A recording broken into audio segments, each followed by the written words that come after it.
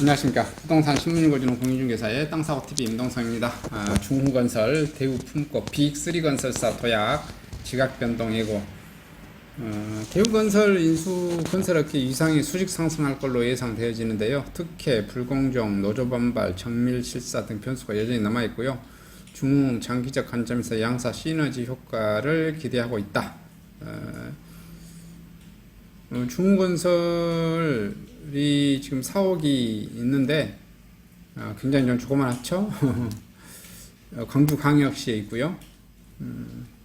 광주광역시를 기반으로 해서 주택업계에 좀 많이 좀 크고 개발사업도 좀 많이 하고 이렇게 해서 많이 좀 커졌습니다. 그래서 대기업 집단에 이제 지정된 지 얼마 안 됐죠.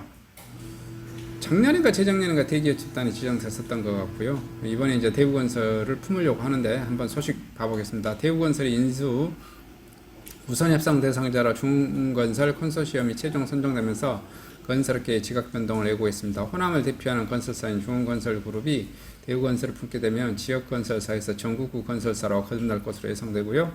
중흥건설그룹은 현재 시공능력평가 15위인 중흥특분과 35위인 중흥건설을 비롯해 30여 개에 달하는 주택건설 토목부분 계열사를 거느리고 있습니다. 지난해 시공능력평가 6위를 기록했던 대우건설과 중흥토건, 중흥건설이 합쳐지면 평가 순위는 삼성물산과 현대건설에 이은 3위가 됩니다. 특히 재계 순위가 수직 상승합니다. 지난해 기준 대우건설 매출이 8조 원이 넘고 시공능력 평가에서도 줄곧 5위 이내에 머문 매머드급 대형 건설사인 대우건설과 합병하면 재계 순위 47위에서 21위로 급등하고 현재 9조 2,070억 원의 공정자산도 19조 540억 원으로 증가합니다. 대우건설 최대 주주인 KDB 인베스트먼트 지분 50.75는 5일 온라인 기자간담회를 통해 중흥컨소시엄을 대우건설의 매각 우선 협상 대상자로 지정했고요. 인수 가격은 2조 1천억 원으로 경쟁을 벌인 DS 네트워크 컨소시엄 2조 원가량을 제시한 것으로 알려졌습니다. 이대현 KDBI 대표이사는 이날 이번 우선 협상 대상자인 예비 협상 대상자 선정은 매각 대금과 거래의 신속 확실성, 대우건설의 성장과 안정적 경영 등을 종합적으로 판단해 결정합니다.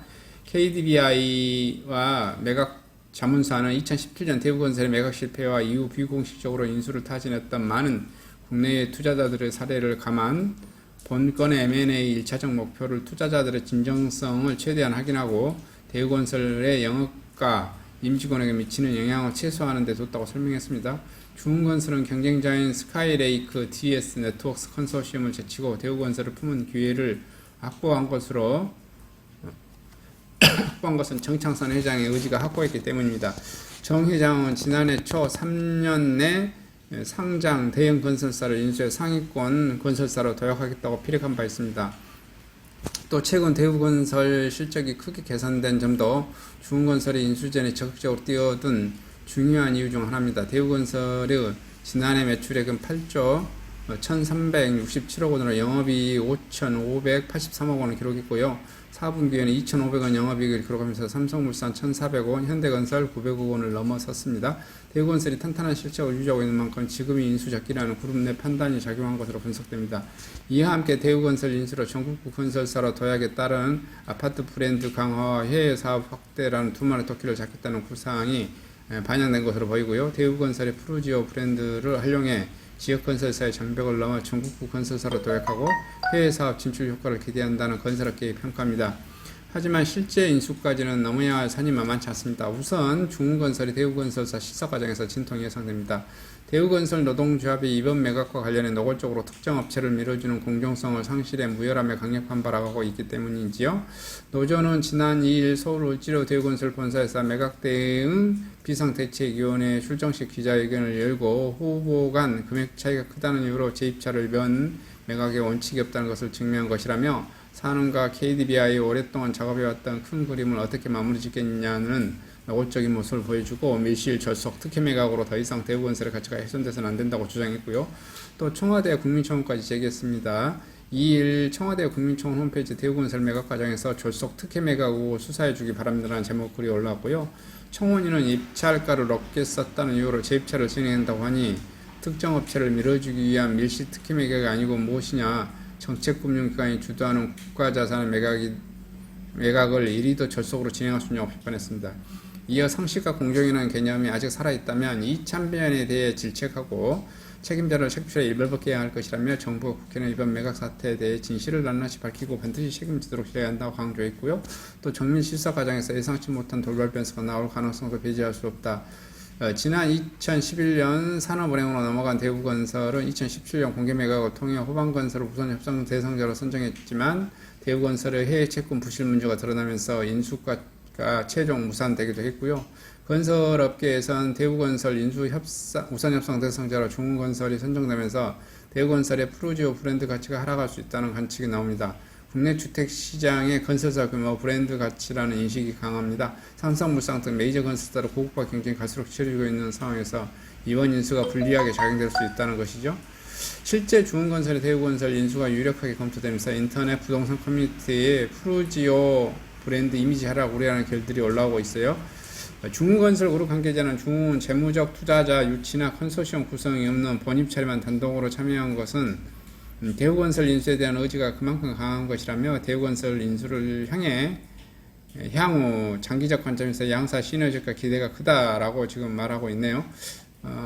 지금 이제 어떻게 되어질지 한번 지켜볼 것 같습니다. 예전에 호반건설을 진행하다가 말았었죠.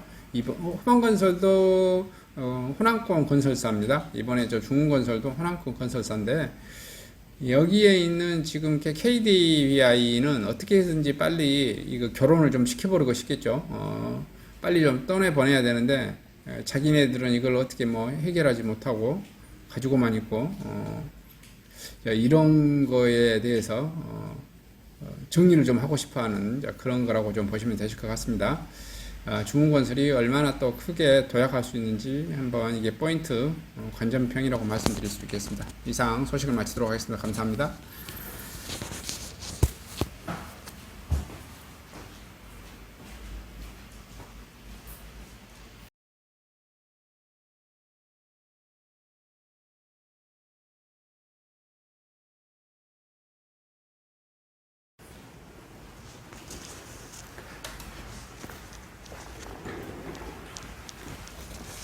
안녕하십니까. 저는 네이버 카페 빛가람 혁신도시 카페를 운영하고 있는 카페직이고요. 카페 활동하고 있는 카페 부동산입니다. 나주 혁신도시에서 기반으로 하고 있습니다. 상가, 토지, 아파트를 전문적으로 하고 있고요. 또 삼성화재도 같이 활동하고 있습니다. 상가 통해서 임대차 매매하신 다음에 화재보험 같이 가입하시면 중개수수료 절반 정도 할인해 드립니다. 그리고 삼성화재의 그 의료실비, 운전자 보험, 자동차 보험, 화재보험, 적금, 치아보험, 연금보험, 상해보험, 통합보험, 자녀보험, 간병보험, 당뇨보험 이런 것도 모두 한꺼번에 취급하고 있습니다. 보험을 또 가입하게 되시면 또 이렇게 저를 통해서 상가 이렇게 임대차 내시고 하시면 네이버 카페 빛가람 혁신도시 카페에 홍보를 해드리고요. 유튜브에도 이렇게 홍보를 해드립니다. 그리고 이벤트 행사를 해서 여러분의 매장에 손님들이 찾아갈 수 있도록 이렇게 해드리고 있습니다. 물론 이벤트 비용은 제가 부담해 드립니다. 저를 통해서 많은 사업 같이 윈윈할 수 있도록 도움을 주셨으면 감사하겠습니다.